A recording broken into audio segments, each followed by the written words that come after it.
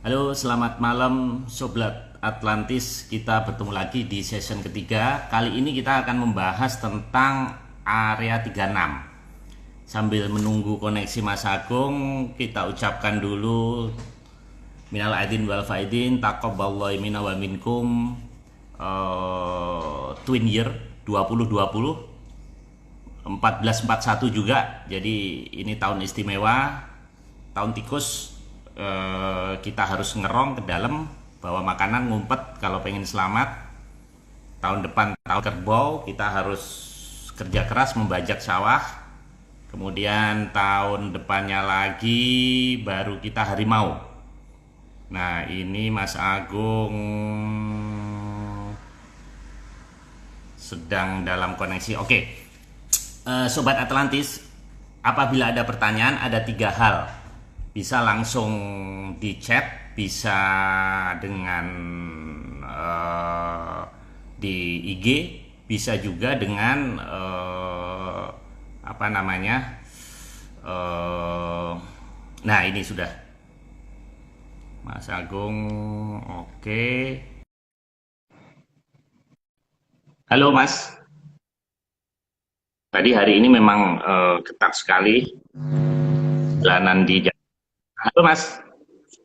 Halo Mas Halo, Agung. Ya, ya, halo kedengeran juga. Mas. Oke. Dengeran, Udah. bagus. Udah. Suara saya kedengeran Mas. Jelas, jelas. Halo. Jelas. Dengan kadang-kadang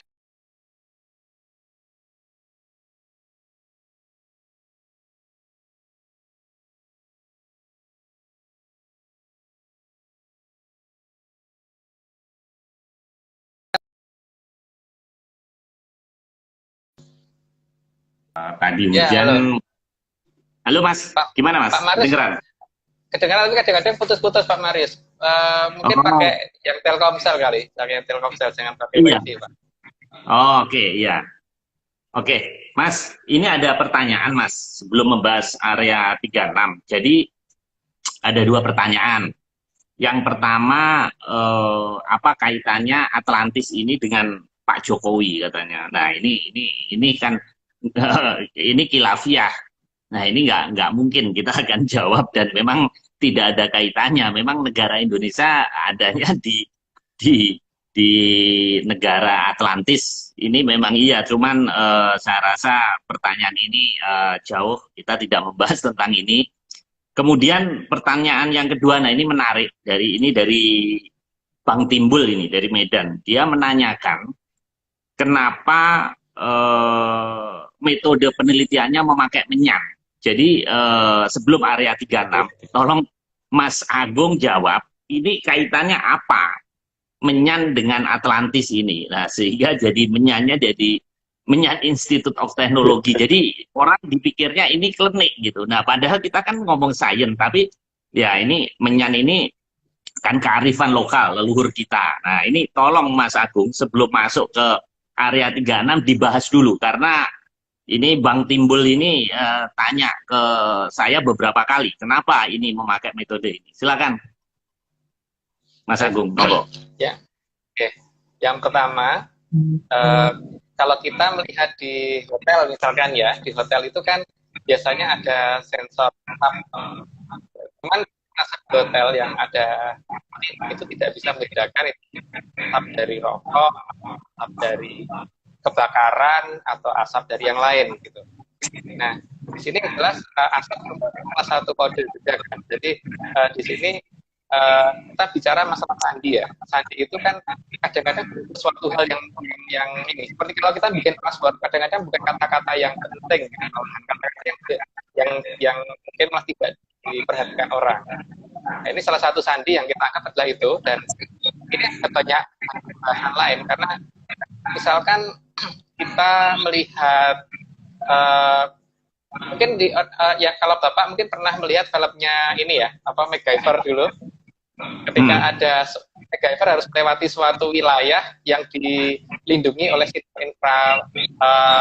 sinar laser inframerah, kan itu tidak kelihatan oleh mata manusia. Maka kadang-kadang harus menggunakan tepung atau debu atau asap untuk melihat keberadaan garis sinar inframerah tersebut kan. Nah, tapi di sini kan itu untuk frekuensi tertentu bisa dilihat pakai itu gitu. Tapi ini kan ada sesuatu yang lain yang khusus gitu. Jadi kita membutuhkan metode asap itu Pak yang kita gunakan, dan salah satu yang kita anggap paling tepat itu adalah menyan, memang karena asapnya itu cukup tebal dan cukup bisa mengarahkan kita kalau misalkan ada satu sinar yang bisa kelihatan secara yang mungkin di asap-asap yang lain nggak begitu jelas, tapi di sini bisa kelihatan jelas gitu. Itu yang pertama ya. Yang kedua gitu ya. Yang ketiga itu kalau kita melihat, jadi gini ya, ini kan masalah kode juga, di mana kalau kita mempunyai suatu rumah dan rumah kita jaga, itu kan kalau kita orang kaya banget, itu kan kita mesti mempunyai satpam, mempunyai pembantu di dalam, mempunyai pengawas dalam, terus mempunyai, dan yang paling peka itu biasanya kalau orang yang benar-benar besar banget, saya punya tulis banyak, awas ada di galak gitu kan. Nah, kaitannya apa? Karena biasanya kalau ada orang mau masuk rumah orang, itu bukan satpamnya dulu yang tahu, biasanya anjing galaknya dulu kan yang tahu. Dan si anjing galak pasti akan guguk-guguk duluan. Begitu juga dengan suatu negara yang sangat besar yang tidak ingin diketahui oleh kita, maka pasti ada penjagaan terhadap suatu makhluk yang kita belum tahu itu apa, tapi dia mengenal bau ini. Jadi kalau orang memulai dengan, maka pada saat terjadi pembukaan gerbang dan sebagainya tidak akan diserang secara ganas oleh mereka karena mereka mengenal bau ini. Jadi itu untuk keamanan juga dari pihak kitanya terhadap sana. Tapi yang penting bagi kita itu adalah asap diperlukan untuk melacak keberadaan gerbang, karena kita berhadapan dengan gerbang yang bisa kita lihat secara langsung, minimal ada sinar yang keluar dari peradaban sana menuju ke kita. Ini menolong sekali untuk melihat itu. Makanya kalau kita lihat di orang-orang dulu itu, kalau misalkan lagi bermeditasi dan sebagainya, itu tengah kepulan asap tadi akan kelihatan ada sinar yang bertahan dari arah depannya. Itulah yang kita cari, itu metode itu yang kita gunakan. Makanya kita pilih memang iya. Dan di samping itu kan saat ini kan banyak orang tidak mau menggunakan itu. Jadi kan memang suatu peradaban yang menginginkan supaya tidak diketahui banyak orang, pasti menggunakan suatu apa yang kira-kira banyak orang nggak mau itu apa gitu kan. Memang disebut yang tidak diketahui orang banyak. Nah, tergantung penjelasannya. Ya. Nah, kalau begitu apakah leluhur kita juga tahu keberadaan Atlantis sehingga kok menyan ini jadi leluhur kita dulu memakai menyan? Kenapa? Apa artinya juga sudah diketahui dari dulu atau hanya metodenya Mas Agung dan kawan-kawan aja ini metode menyan ini? Justru kita mendapatkan itu karena kita mempelajari beberapa penjelasan kuno, Pak. Jadi di sini kalau kita memperhatikan penjelasan di masa lalu itu bahwa kerajaan Mataram ada hubungan. Karena Mataram, terutama Mataram zaman Panembahan Senopati ke bawah itu ada jelas banget, itu terus di babat-babat Mataram ada. Jadi jelas bahwa hal tersebut memang diketahui, dan bahkan yang saya terakhir sempat tahu itu kan ada di Jogja ada yang namanya Bapak Pleret Periodikato, itu yang sering sowan ke sana dengan bawa mobil, Pak. Itu masuk laut bawa mobil pulang pergi gitu. Dan itu real karena sampai sekarang kan sopirnya juga masih hidup yang nganterin beliau itu. Artinya memang itu suatu cara yang sudah diberitahukan, tetapi kan cara ini kita diabaikan karena perkembangan zaman. Nah, kita mencoba mengajarkan cara tersebut, tapi terserah memandangnya. Kalau mau dipandang klenik ya monggo, tapi kalau kita tidak memandangnya sebagai klenik, karena sebagai sarana yang kita perlukan untuk bisa melihat wilayah sana. Gitu. Dan Mas, enggak, misalnya ini ada ahli luar negeri yang tertarik gitu. Apakah memungkinkan alat yang nanti ultra modern itu bisa mendeteksi Atlantis ini? Karena kan ini kan sebenarnya energi. Kalau kita lihat penjelasan Mas Agung itu jauh dari klinik. Ini hanya metode. Tapi ini benar-benar scientific, dan yang mau dilacak kan sinyal ini. Berarti kalau yang dilacak sinyal di mana itu energi, berarti kan bisa dengan alat yang canggih, harusnya bisa dong negara-negara maju itu. Ya, justru pada saat penelitian di salah satu pantai di selatan itu kita kan ada peralatan dari Jepang, Pak. Itu Hmm. peralatan deteksi sinyal dari Jepang yang kita gunakan. Itu bisa. Hmm. Jadi tergantung ini, asal mereka menurut dengan apa yang kita mau ya. Jadi kita tentu saja akan mengajukan misalkan sekian dan kemudian jam itu karena kan seperti Pak Mari dan masuk rumah itu tidak setiap saat keluar masuk kan. Jadi gerbang depan dibuka jam berapa, ditutup jam berapa gitu. Bapak berangkat kerja jam berapa, pulang kerja jam berapa gitu. Jadi intinya harus ngerti dulu. Jadi kita juga ngerti sopan santunnya di situ. Jangan asal ngetok sembarangan waktu gitu. Gitu Iya, kan. iya, Tapi iya, kalau iya. nggak harus ini, apa menyediakan waktu yang cukup untuk apa supaya tepat waktunya juga gitu Pak. Hmm. Gitu. Oke, oke, oke. Saya pikir sudah cukup kejawab ya. Sebenarnya ada Iya. banyak jawaban. Cuman masalahnya kalau kita detailkan secara jelas, secara lengkap itu nanti kalau kayak akan bikin bingung. Makanya mungkin bertahap minimal Iya. kita membutuhkan metode untuk menangkap sinar dari peradaban lain. Itu kita membutuhkan yang namanya kita Oke, Mas. ya. Terima kasih. Saya rasa itu jawaban buat Bang Timbul. Jadi ini metodologi. Sebetulnya ini nantinya akan kita bahas lagi di sesi berikutnya dan di buku yang sedang kita tulis. Tapi nggak apa-apa, ini sebagai introduction dan Mas Agung rupanya untuk sesi terbuka untuk umum ini ada rambu-rambunya. Jadi yang masih umum dulu karena kalau makin ke dalam itu nanti menyangkut apa namanya teknis sekali dan tidak cukup waktunya. Oke Mas, kita mulai dengan area 36 Mas. Monggo, silahkan. Baik. Jadi saya kadang-kadang kan sejak kecil melihat ada beberapa wilayah yang aneh ya. Jadi wilayah yang aneh itu saya maksudkan begini. Misalkan kita melihat suatu gunung itu ada di sebelah kiri kita. Maka pada saat kita berbelok ke kanan, seharusnya gunung itu ada di kiri atau belakang kan. Tapi kejadian-kejadian yang sering terjadi itu justru enggak seperti itu. Seperti kasus di Gacario Donggol ke timur ya. Itu ada satu bukit sebelah kiri. Terus pada saat kita berbelok ke kiri, itu bukitnya pindah ke kanan. Karena seharusnya kalau saat kita berbelok ke kiri 90 derajat dan bukit itu ada di kiri belakang, maka pada saat kita berbelok ke kiri, bukit itu kan ada di kiri kita, kan? Bukan di kanan. Itu yang pertama ya. Ada beberapa kasus seperti kasus bis pahlawan bencana, kadang-kadang ada cerita dari berbagai banyak orang, kadang-kadang itu dia merasa baru pergi sekian hari ke pinggir pantai, beberapa jam ke pinggir pantai cuma merenung, terus waktu pulang udah dicari orang sedesa, ternyata dia udah pergi 40 hari gitu. Di sini kan ada banyak hal yang nggak bisa dijelaskan dengan logika kita gitu. Maka saya terus berpikir bahwa orang banyak akan langsung mengatakan bahwa ini gaib, tapi kalau bagi kita, bagi saya terutama kita berusaha mencari penjelasan normalnya apa. Maka kemudian kita mencoba menghitung dari perubahan pola kompas. Jadi kalau itu kan kalau kita bawanya tegak, kita bawanya begini ya, posisinya begini, begini, bukan begini, begini. Itu kan saja pada kalau misalkan kita ada di Katulistiwa, karena daya tarik antara utara dan selatan itu seimbang, maka posisinya akan mendatar begini kan. Tapi ketika kita berada di kutub utara atau berada di kutub selatan, karena kutub magnet bumi ada tepat di bawah kita, maka jarumnya akan menuju ke arah bawah. Kalau berada di kutub selatan, arahnya ke bawah. Kalau menuju kita di kutub selatan, kalau menuju utara, berarti selatannya yang di bawah, yang menuju ke bawah gitu. Ini maksudnya apa? Maksudnya kan berarti untuk peristiwa sampai ke kutub itu sudutnya kan 90 derajat. 90 derajat itu sama dengan seperempat bumi. Berarti kan kalau kita perhatikan dengan 90 derajat sama dengan seperempat bumi, dengan dari bumi yang kita lihat di Google, Wikipedia dan sebagainya kan sekitar 6.370.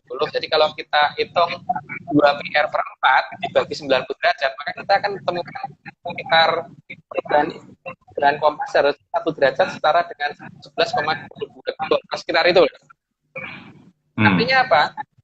Kalau kita berjalan 111,22 kilo, kompas itu baru bergeser 1 derajat. Gitu ya. Nah, di sini yang kita cari adalah titik-titik di mana garis-garis di mana lokasi-lokasi di jadi lompatan 3,6 derajat. Lompatan 3,6 derajat ini berarti kan menunjukkan ada lokasi di mana kita berubah jaraknya sekitar 3,6 derajat dikali 111,22 kilo, berarti hampir 400 kilometeran gitu loh. 400 kilometer lebih lah. Artinya apa? Dengan jarak sekitar 400 km dan kita tidak terasa, berarti kan untuk ruang 400 km yang kita lompatin tadi, ini kan berarti kita dipindahkan secara mendadak di lokasi-lokasi tersebut. Itu kan sangat mungkin ada suatu peradaban di situ yang tidak bisa kita masukin. Gitu. Nah, di sini saya dalam mengamati itu biasanya pertama kali kita lihat keanehan-keanehannya dulu. Misalkan, kalau kita malam hari kemudian kita berada di tengah hutan. Hutan itu tidak ada yang namanya lampu. Maka yang kita perhatikan ke arah langit, ya kalau misalkan kita ada di tingkat perkotaan, maka awan di atas perkotaan itu akan memantulkan sinar dari perkotaan itu kan, sehingga awan akan terang. Tapi kalau hutan seperti itu, kalau hutan belantara dan tidak ada desa di sekitarnya, tiba-tiba di atasnya ada mendung dan mendungnya memantulkan cahaya terang dari bawahnya, kayak nggak sih seperti itu gitu. Dan lokasi-lokasi seperti itu biasanya kalau kita dekati nggak bisa. Jadi misalkan kita mendekati lokasi, kelihatan nih cahayanya di depan kita. Begitu kita mendekati menggunakan kendaraan, tahu-tahu udah di belakang kita. Kita mundur lagi, tahu-tahu di depan kita gitu. Jadi nggak bisa ini. Jadi kayak memang sengaja kayak dilempatkan. Itulah yang kita namakan dengan area 36. Gitu. Di situ kita curigai ada satu peradaban yang tidak mau kita kenal ada di situ. Dan ini berarti bukan hantu. Karena kalau hantu pasti tidak seperti itu cara bersembunyinya gitu. Ini yang kita katakan dengan area 36. Nah, mungkin untuk lebih jelasnya Pak Maris bisa tunjukkan gambar per gambar satu persatu. Coba untuk gambar pertama. Oke. Ini Mas. Nah, ini gambar kompas kalau kita vertikal tegak itu ketika berada di ekuator, gambarnya kompasnya kayak seperti ini. Karena gaya tarik menarik magnet utara dan selatan seimbang. Coba gambar kedua Pak sekarang. Gambar kedua. Yes. Ya, di sini kan pergerakan kompas itu harusnya seperti ini. Jadi tidak tiba-tiba lompat 3,6 derajat gitu. Nah di sini kita melihat biasanya untuk daerah yang berbatasan dengan 3,6 derajat itu biasanya dibatasi oleh contoh perbukitan yang agak besar, yang agak panjang, sehingga orang cenderung tidak akan mengamati itu, tapi cenderungnya hanya mengamati jalan gitu. Nah di sini ketika ada perubahan, sekarang kita melihat satu gunung, tapi sebenarnya di antara gunung itu ada wilayah lain. Coba gambar berikutnya Pak.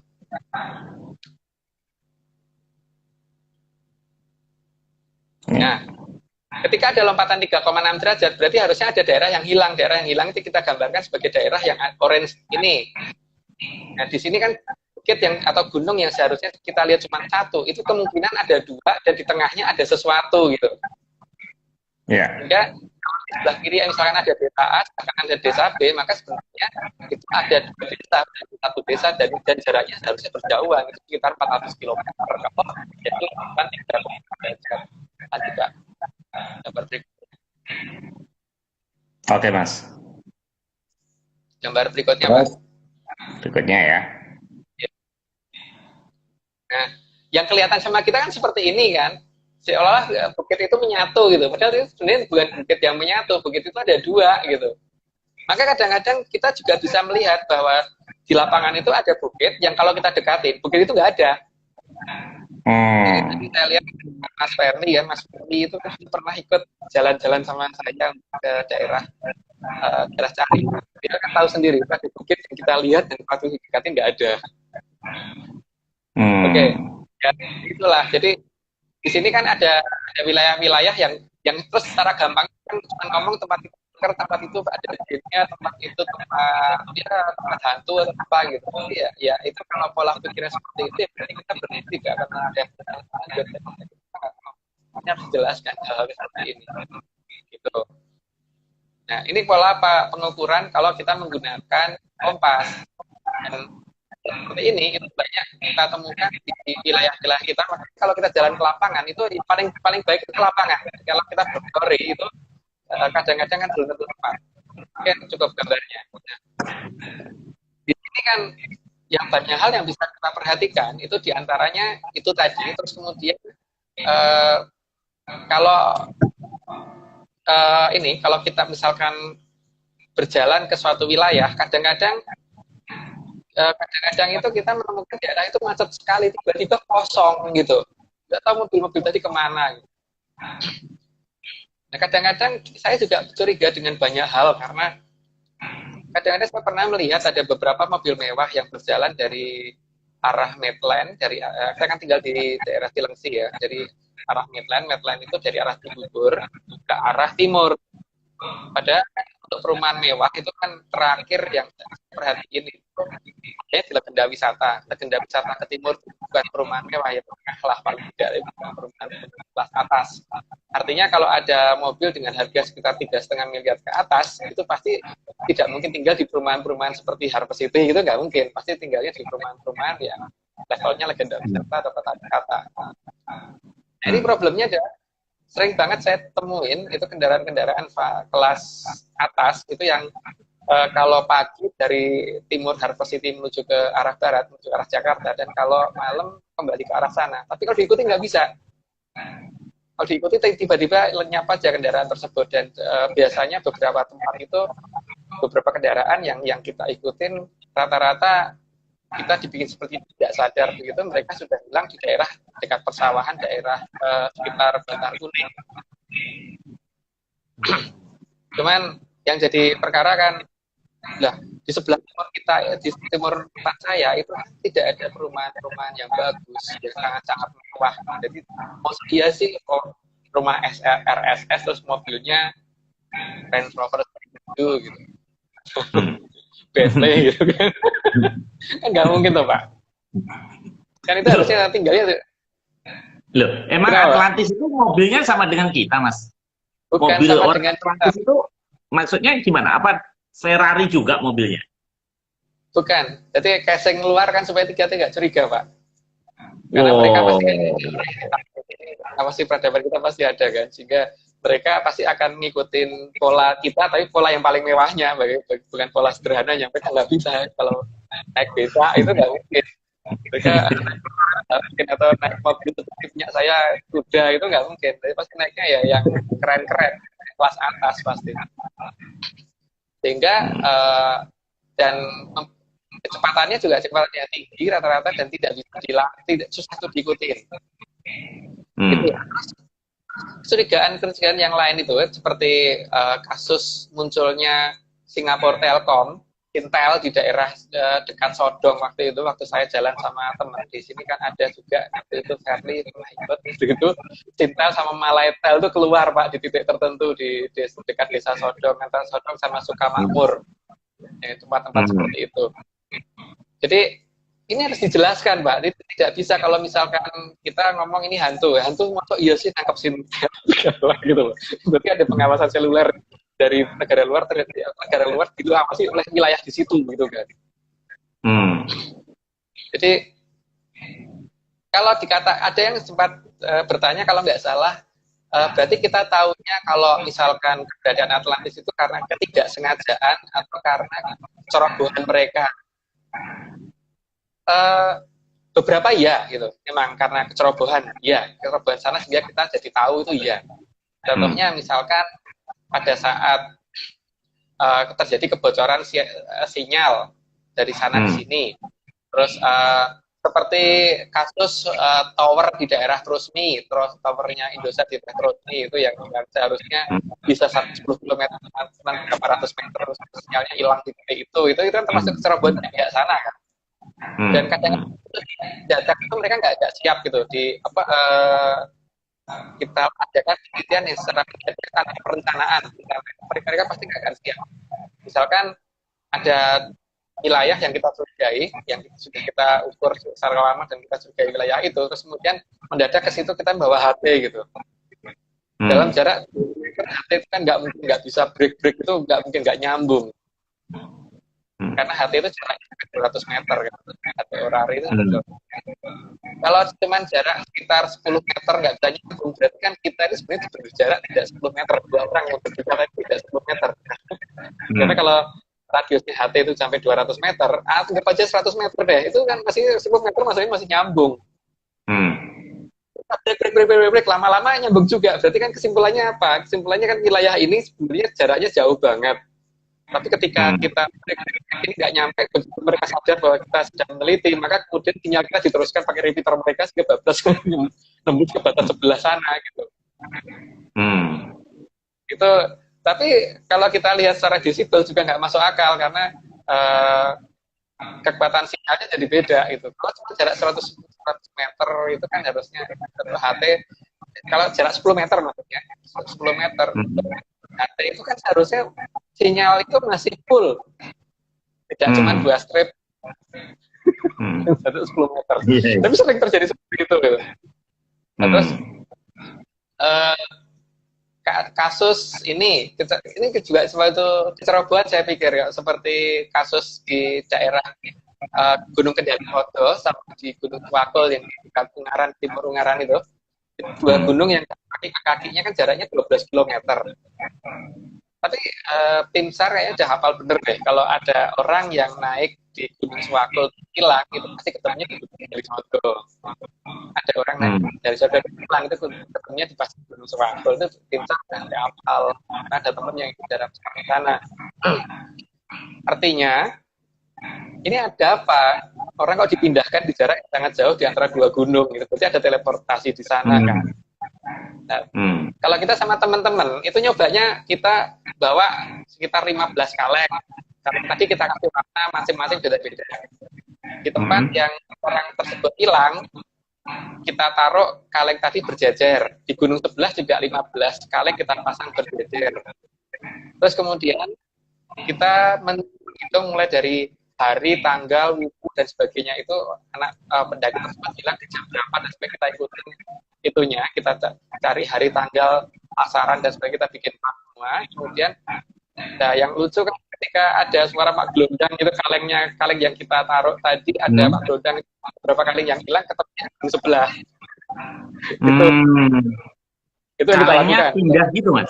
Kalengnya ya, di gunung sebelah, di gunung sebelah. Kalau di waktu kita nyoba di Sewakul tidak di Kendali Sodo, tapi kan temen yang di Kendali Sodo udah nunggu juga di titik itu gitu.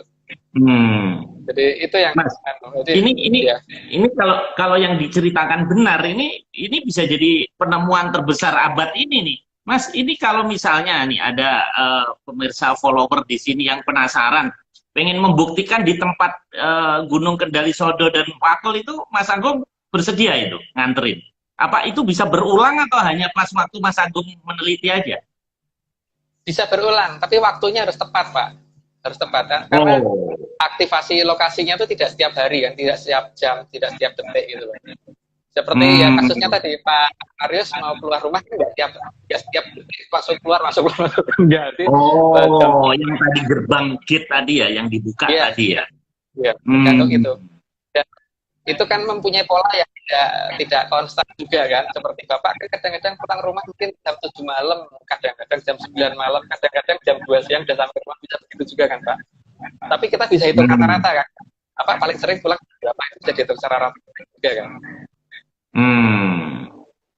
Tapi gitu. Area 36 ini yang dicurigai ini bisa pindah-pindah atau hanya di situ aja terus? Misalnya waktunya, kalau tempatnya gimana? Untuk teleport yang pernah kita lihat sih tempatnya itu aja sih rata-rata. Ini juga ada kasus masalah antara Gunung Putri dengan Gunung Gede. Jadi dulu ada teman tetangga di sini itu naik Gunung Gede.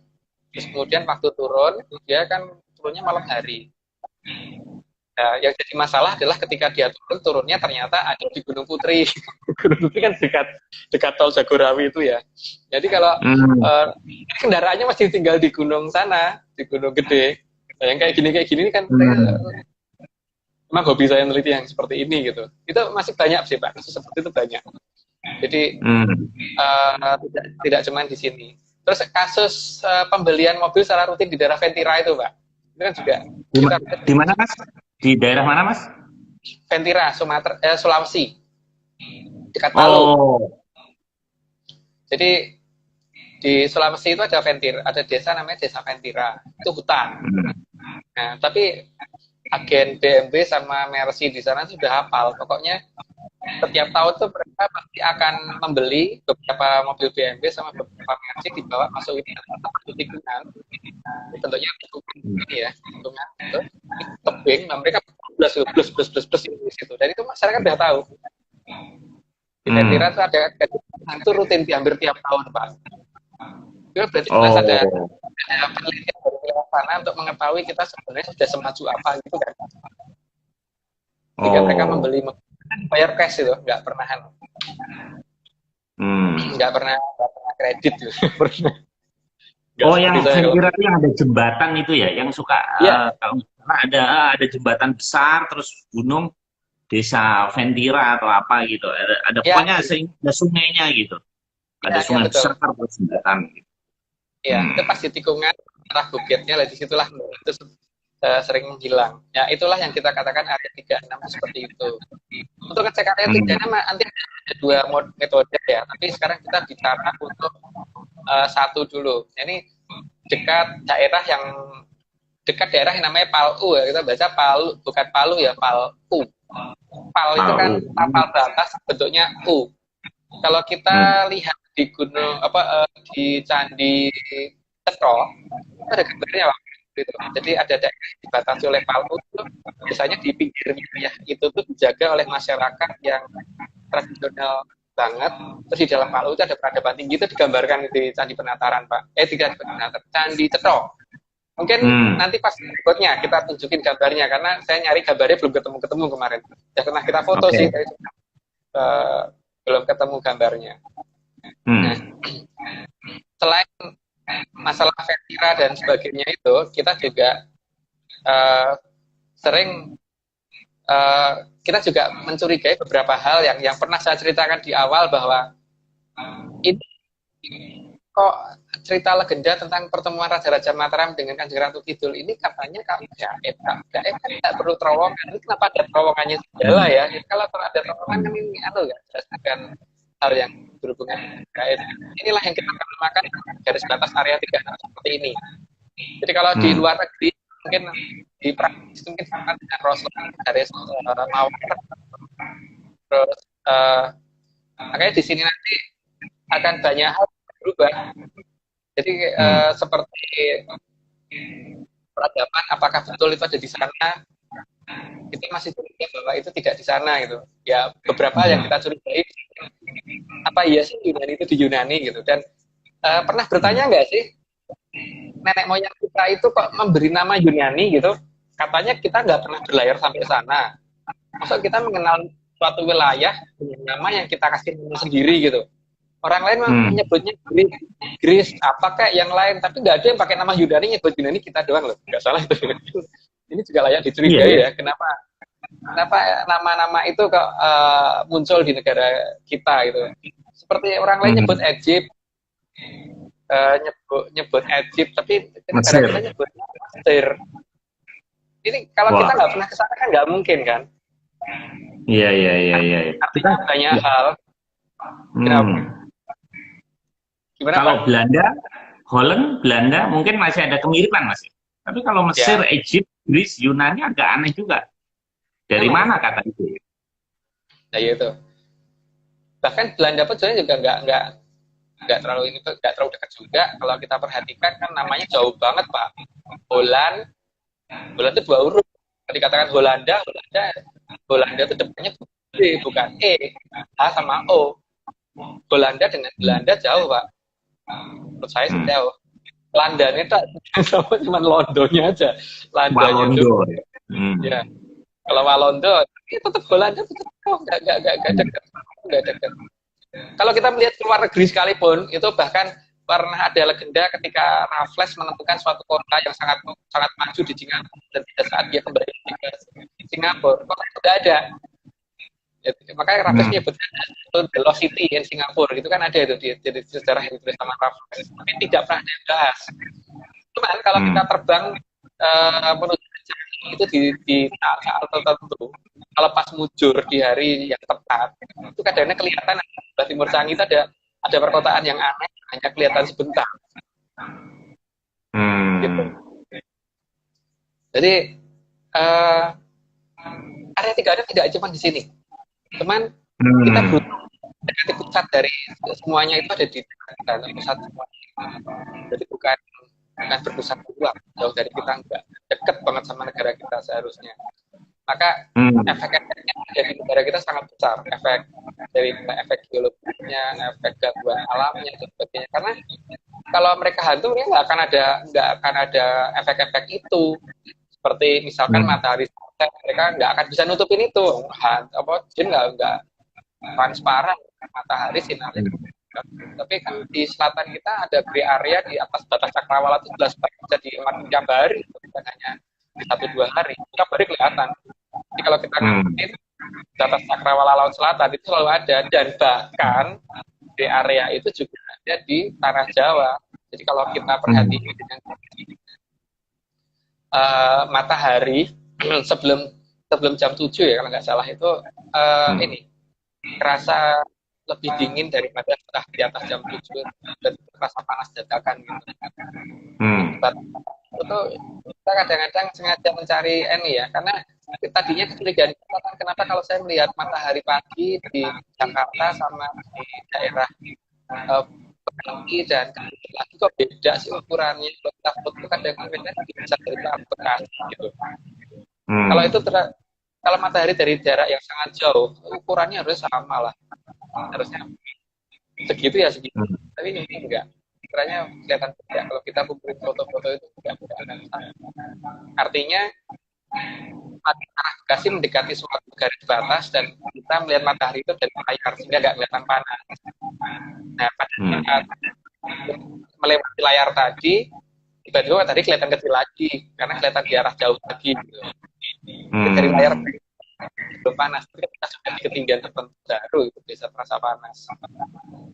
Ini yang kita sebut dengan 6. Ya mungkin kalau masyarakat yang langsung menuduh bahwa ini daerahnya hantu ya terserah, tapi kita nggak memaksa seperti itu. Kalau bagaimana menjelaskan ini terhadap kita sendiri paling tidak, bahwa ada loh ini peradaban besar dekat kita, dan peradaban besar ini kayaknya cukup pro dengan negara kita, cuman masalahnya kita tidak kenal dengan mereka dan mereka memang masih belum mau terbuka dengan kita. Nah, sekarang bagaimana supaya mereka terbuka dengan kita, itu yang sedang saya dan teman-teman upayakan.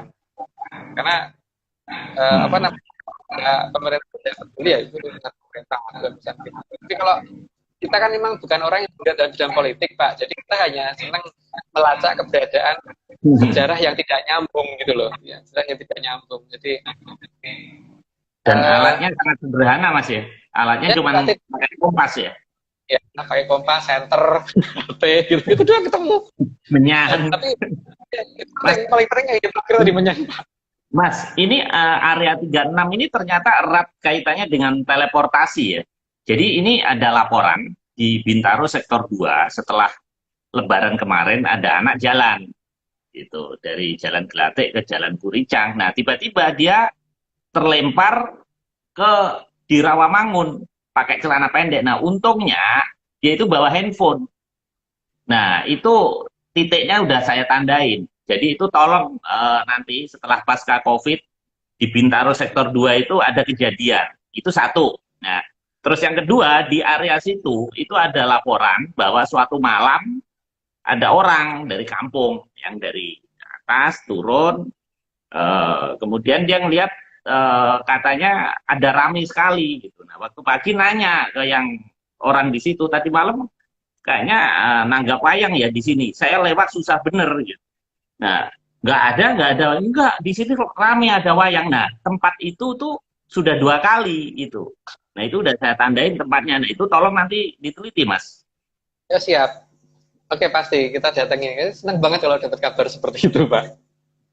Cuman lokasi-lokasi seperti itu kan yang penting kita catat tanggal dan harinya, dan karena itu mereka pasti tidak rutin tiap hari kan. Nah, kita Kalau kan kalau kalau tanggal dan jamnya yang terakhir ini belum lama, baru 2 minggu yang lalu. Jadi bahkan anaknya pun mungkin kita bisa tanyain, bahkan anaknya pun kita bisa tanyain dan saksi-saksinya gitu.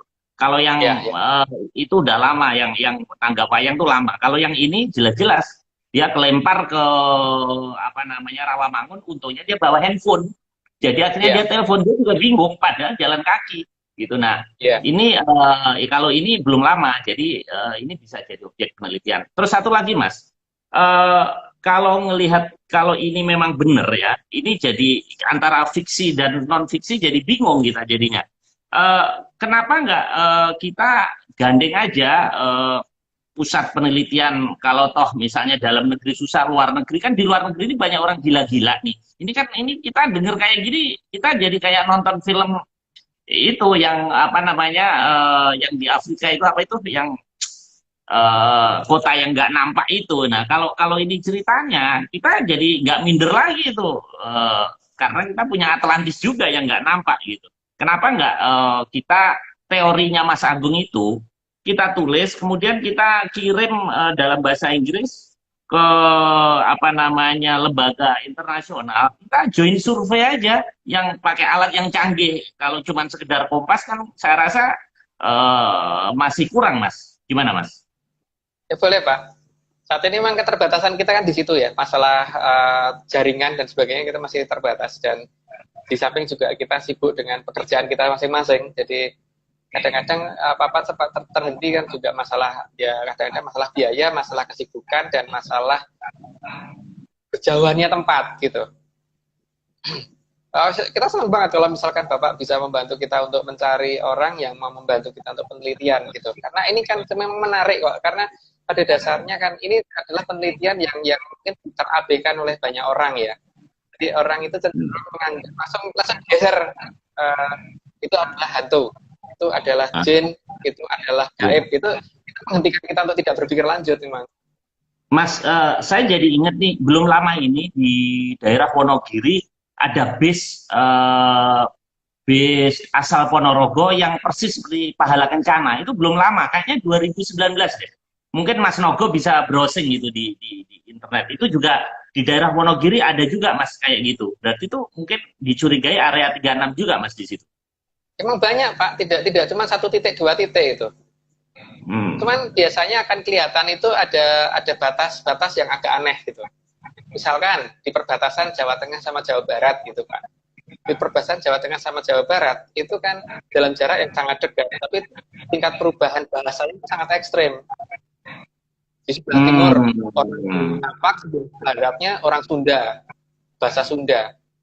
Kan seharusnya perubahan bahasa itu bertahap ya Pak. Bertahap, pelan-pelan sampai ke titik tertentu itu jadi dari bahasa Sunda ke bahasa Jawa Ngapak ke bahasa Jawa halus kan harusnya bertahap. Seperti kayak dekat Solo Tigo ini kan, Solo Tigo. Karena apa? Di sekitar Solo Tigo itu kan kalau kita ngomong endok gitu ya, telur, endok. Kalau di sana kan enduk di Solo Tigo.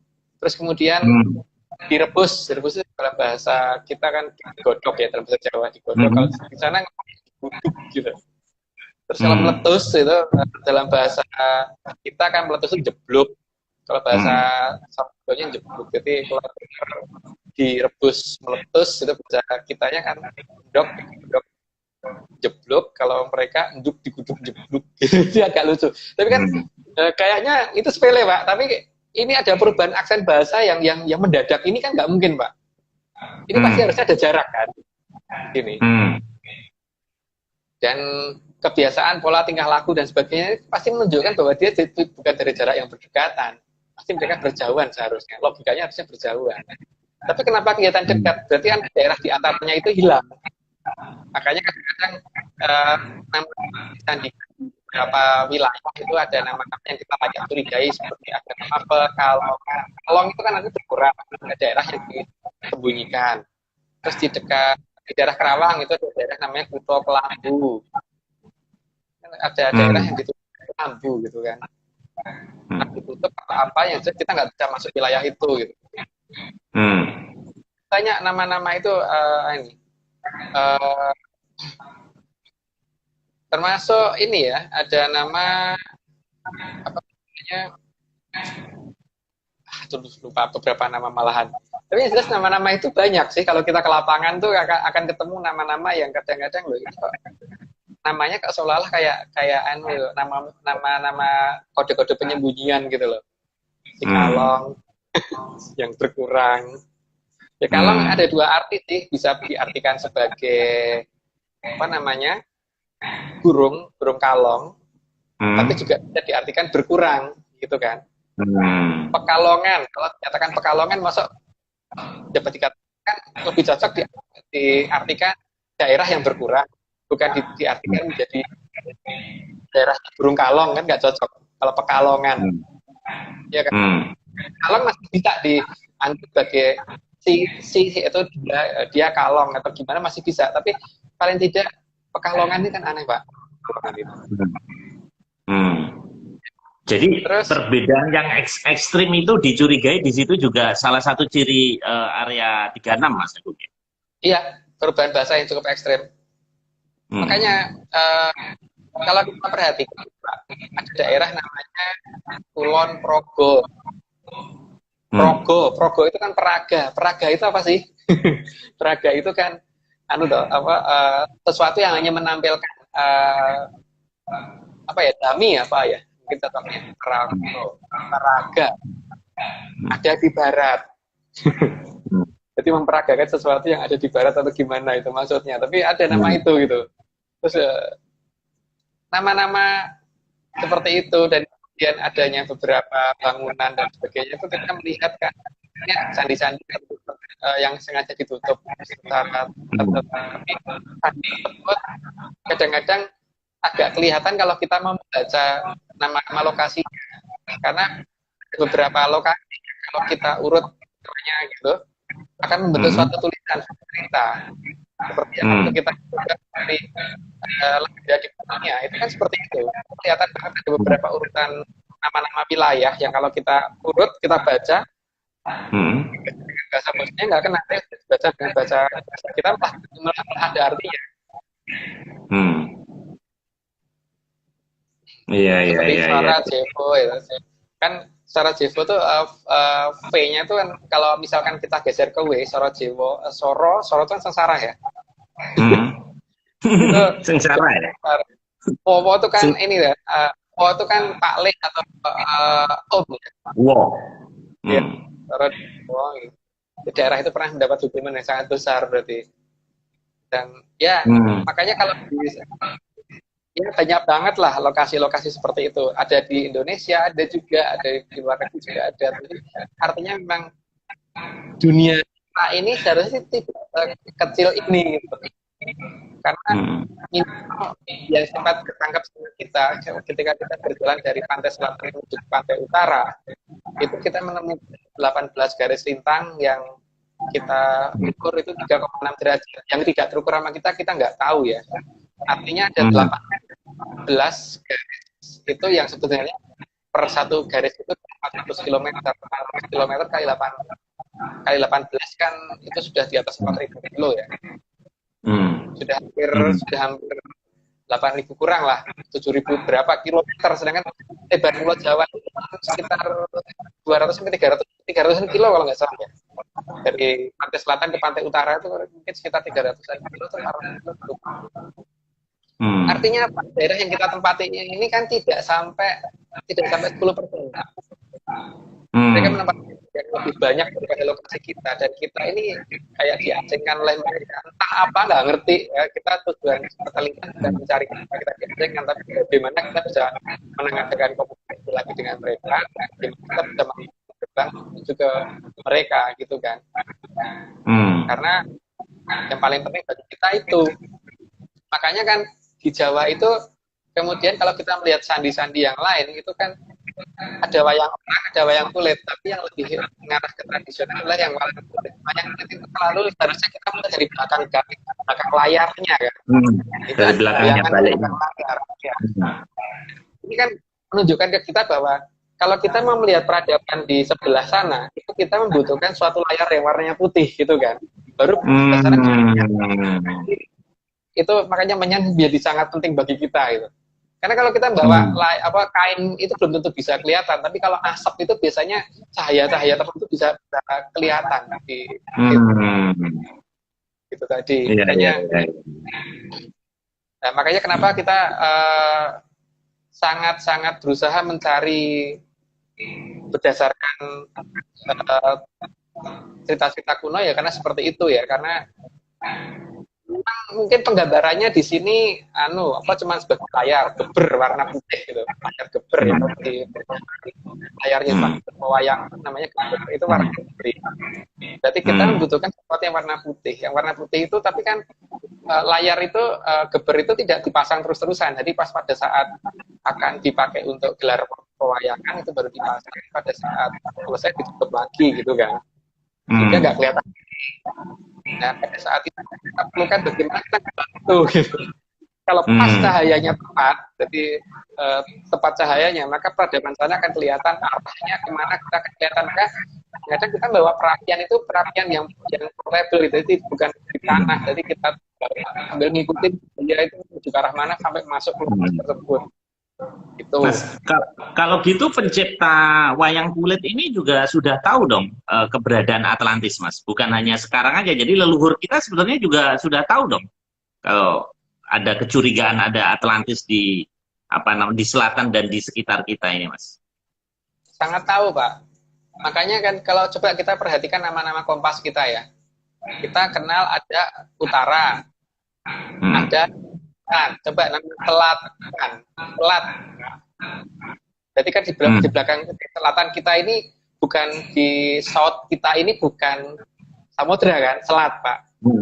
Selat. Oh. Ya, terus lihat kita ngomong timur laut itu timur utara, tapi timur selatan itu tenggara. Tenggara itu artinya suatu pertanda. Tengoro.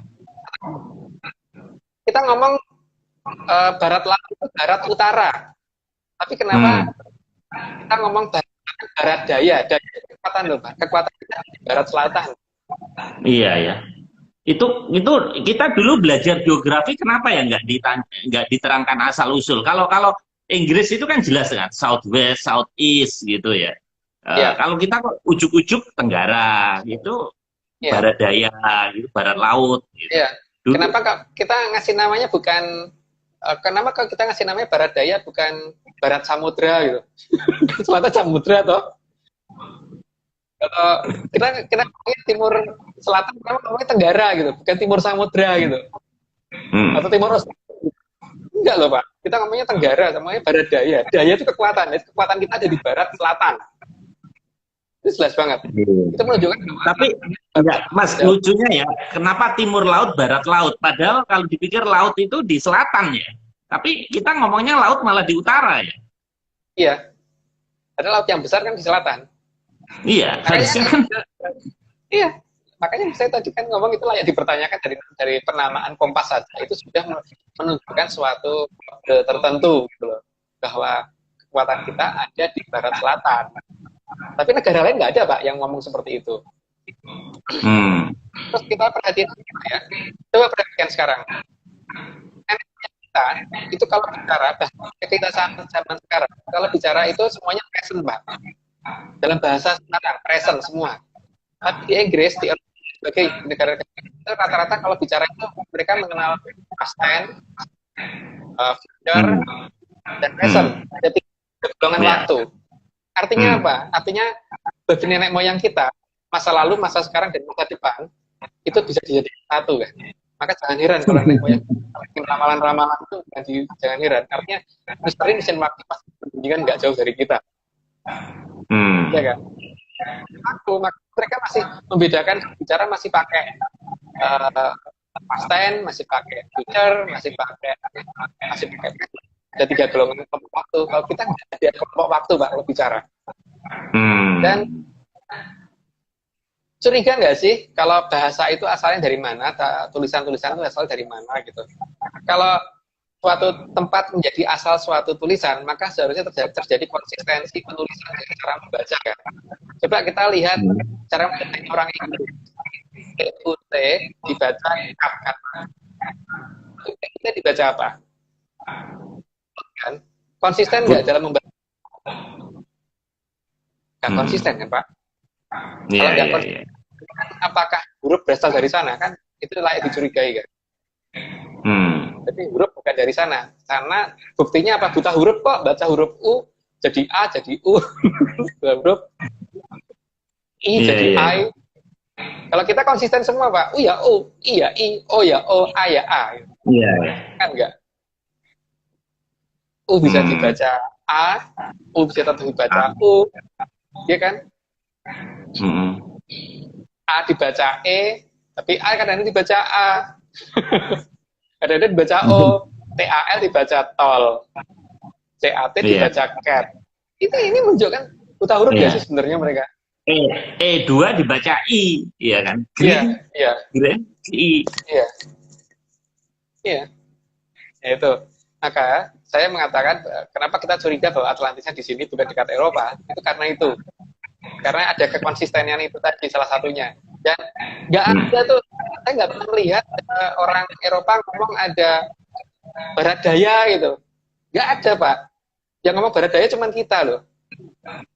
Atau mereka ngomong timur daya gitu, east power gitu. Nggak ada. Kompas mereka ya south, east, north, west gitu doang Pak. Nggak ada seperti kita yang sampai ada terjemahan yang agak unik dan agak aneh itu nggak ada gitu. Kenapa kita kok ada di selatan bukan di selatan karena itu juga nggak.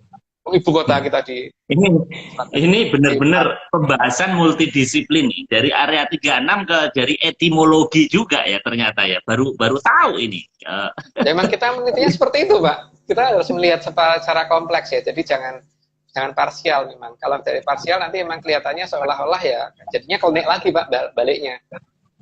Jadi kan ya bagaimana kita merasionalisasikan itu dan bener nggak sih tuduhan Barat bahwa itu klenik itu dulu. Yang paling penting itu kan. Kalau ternyata itu bukan klenik ya kita harus buktikan itu bukan klenik gitu dulu kan.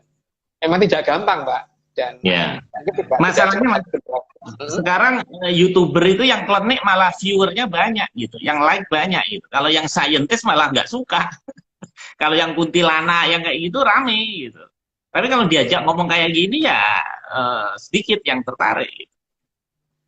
Iya, ya itu terserah kan orang punya ini sendiri-sendiri ya Pak. Contohnya gini Mas, tadi yang Mas Anggung bilang ada area 36. Coba kalau kita di situ dikasih sajen, di situ dikasih bunga-bunga dan sebagainya gitu. Bukan diteliti lah. Kalau komunitas ini malah diteliti pakai kompas, pakai menyan. Jadi mungkin kita juga harus mulai kritis sekarang ya. Kalau ada daerah-daerah yang aneh itu, mesti kita harus curiga ya di situ. Ya. Penjelasan secara sainsnya gimana?